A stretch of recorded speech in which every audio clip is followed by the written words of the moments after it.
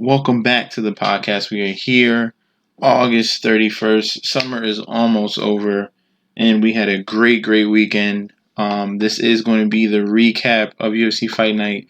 Anthony Smith going up against Alexander Rakic. This one was a very good card. Much better than what we had last week, which is absolutely insane with underdog after underdog after underdog. This one more plain and simple, we did have some COVID pop ups. That's what's been happening in Las Vegas more often than not. And favorites prevailed in this. And if you watch my previous video on the breakdown of this card, I only got 2 wrong. Out of 10 fights, only 2 wrong. That is very good. I hope you guys cash in on some of my picks that I had. The first fight was Mallory Martin against Hannah Cyphers. I've told you, Hannah Cyphers is just too small. She's been getting wrecked by every single girl that's been coming through here. Maria Agapova, now Mallory Martin. And Mallory Martin just put it on her. Finished her with the choke in the second round, which was much of a surprise because Hannah Cyphers looked really good at the end of that first round, was really attacking Mallory Martin late in that first round. Mallory Martin got the message in that second and took her to the ground, made sure she was not able to, box her around because that was her advantage in the Cyphers, to box. Mallory Martin's advantage was her wrestling and grappling.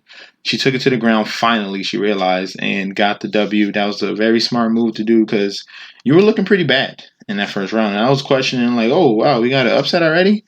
But good job, Mallory Martin. Hannah Cyphers, you're probably almost on your way out. You have 3 straight losses now, and you probably got one more shot. It was crazy thing about this card. The prelims had a whole bunch of finishes, and then the main card had all decisions. All right, so going in this second fight, Pollyanna versus Viana. Pollyanna Viana going against Emily Whitmire. This one was wrestler against wrestler. I had Whitmire in this fight. I thought she was a better grappler. Thought she would prevail. No, Pollyanna Viana was a very nice surprise. This was a 50-50 fight because they are similar in their strengths, but the jiu-jitsu of Pollyanna Viana came through with a submission armbar very quickly in that first round, which was much of a surprise. By the time I looked up after coming back from the kitchen, she was already at 1. So that was pretty quick. Good work by Pollyanna Viana. She moves on to 11-4. Very solid record. Definitely can be a contender in that women's division. Next fight, which was supposed to be originally the first fight, but now they moved up the women's bouts. Sean Brady going up against Christian Aguilera. And I told you guys, the first fight of Aguilera in the UFC was against Anthony Ivy, and that was just a gimme win. I don't know why he was facing him. Sean Brady came in, totally outclassed him. That's why he was a minus 400 favorite in each and every way. It was pretty bad. He basically gave up to the guillotine because Aguilera was getting punished, absolutely punished by Sean Brady. That was a great performance. I cannot wait to see him fight again. 13-0, still undefeated. It's going to take someone that's going to be more skilled than him and well-rounded, more experienced, something, not Christian Aguilera. So we'll see who he gets matched up against next, and we'll look at it then. But Sean Brady is on another level. He's on that. I was pretty impressed with what I saw from Joe Solecki last week. Now Sean Brady is on that radar. Next fight was Alex Caceres going up against Austin Springer, and this was a pretty easy fight. Got a quick win in that first round. Austin Springer was just a fill-in, the third fill-in for Alex Caceres because, this was a gimme fight. Caceres now is on a roll. He's had pretty much an up-and-down UFC career. Now is on a 3-fight winning streak, 17-12. You can see it in that record right there. It's very up and down. Hopefully he can put it together. I'm very impressed with what I've seen. He has stand up. He has ground game. So if you put him against one of these newcomers, which they've been doing, like a Bill Algeo and Austin Springer and Kevin Kroom, Alex Cesaro is going to take advantage of that. All right, you got to bring him someone, or Austin Hooper, Chase Hooper, who he handled pretty easily. I want to see Alex against another decorated fighter as well, because that's going to be the next test. That's going to be the next test if he's actually going to put a nice streak together. Okay. Zach Cummings against Alessio Di Chirico. You're seeing a pattern of experience going over youth. Zach Cummings, very late in his age. I think he's 38. Let's just double check on that one. 36, pretty close. Zach Cummings going up against Alessio Di Chirico, and this was a clear-cut, unanimous decision each and every round. Just the veteran outclassed Alessio in each and every round. Chirico really didn't have much of any highlights at all. It was just Zach Cummings putting it on him in each and every round. A very solid performance. Chirico, you gotta step it up. When you lose to guys like Eric Spicely, that was a big question mark. That's why I chose you to lose to Zach Cummings, a clear-cut veteran. And you're going to have to go back to the drawing board on that one.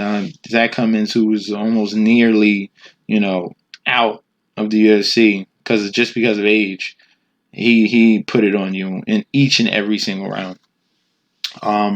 The finale of the prelims, I'm getting sick of Maki Pitolo. Maki Pitolo against Impa, I'm not going to try to say his last name. Impa just had a fight like less than 2 weeks ago, and he looked like more of a fresher fighter than you, Maki Pitolo, who you had more time to prepare. Impa was more hungry. You had a decent output. You outstruck him in that first round. Impa in the second and third, you clearly saw the fight shifting into Impa's favor. Maki Pitolo was just standing around, just moving, barely throwing any punches. He would take punches from Impa, and that was pretty much it. It was just a stand and trade fight, but Maki wasn't putting in any output at all.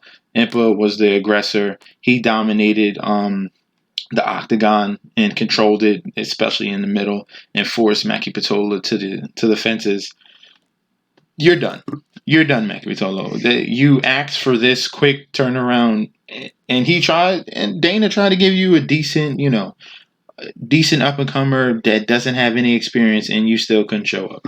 So, Coconut Bombs is not. You should change your name too, because if you really had it, you would have put Impa, because it was clearly there if he was actually active enough. You did it in the first round, but you didn't have it in your gas tank for the second and third. That was a really disappointing performance. Impa looked good, still raw talent. I'm pretty sure he needs to work on his grappling.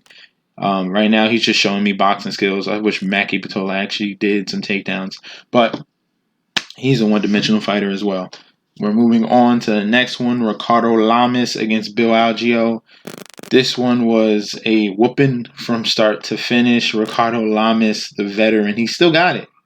He still has it, 20-8, Bill Algeo, his debut in the UFC, but you are facing lower level guys if you just look at your record.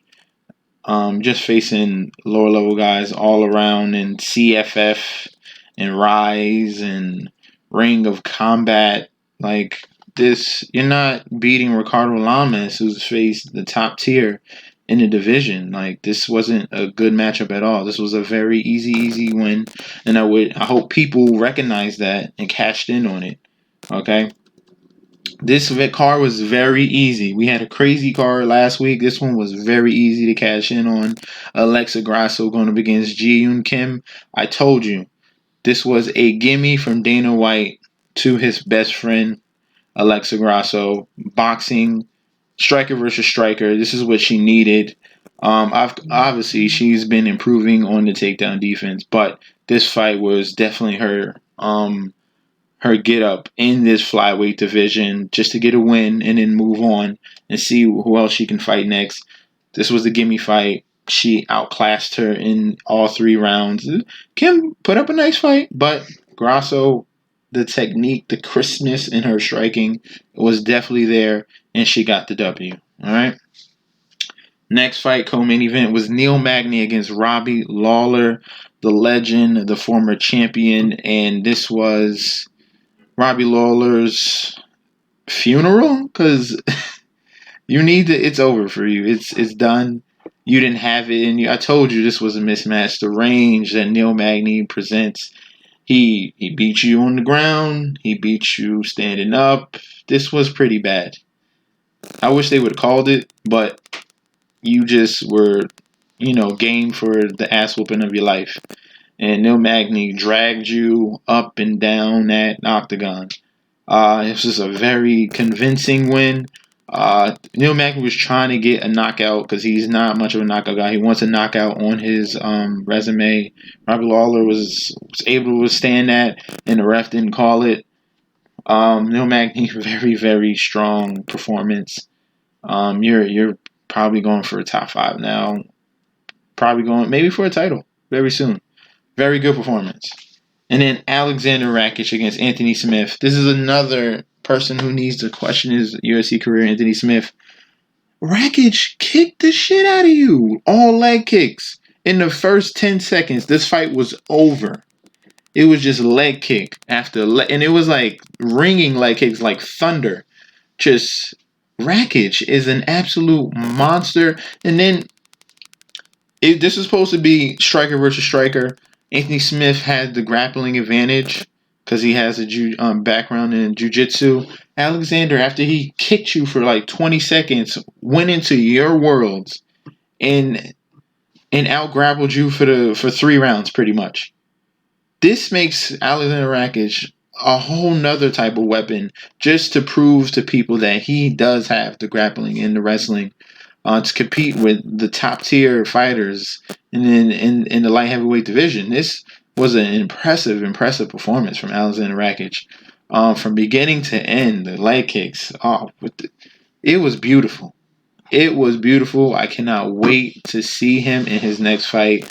This is what we've been waiting for. This guy is very well rounded. I want to see him against a top tier guy, Alexander Rakic, because Anthony Smith, you've had a very nice record.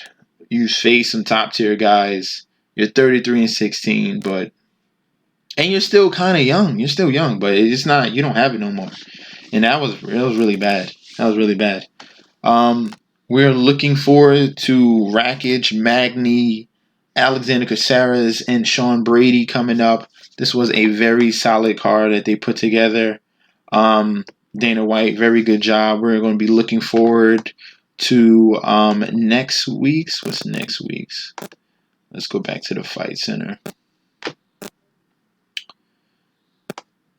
It should be UFC Fight Night.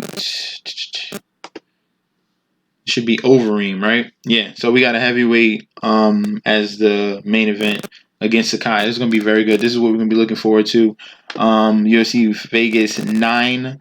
I would like to thank you guys for watching my video. Don't forget to like, comment, and subscribe to the channel. Please follow me on Instagram and Twitter at MessNessJetsD. Thank you guys for tuning in, and I'll see you tomorrow with another video. Maybe another one today. You never know. You never know. Peace.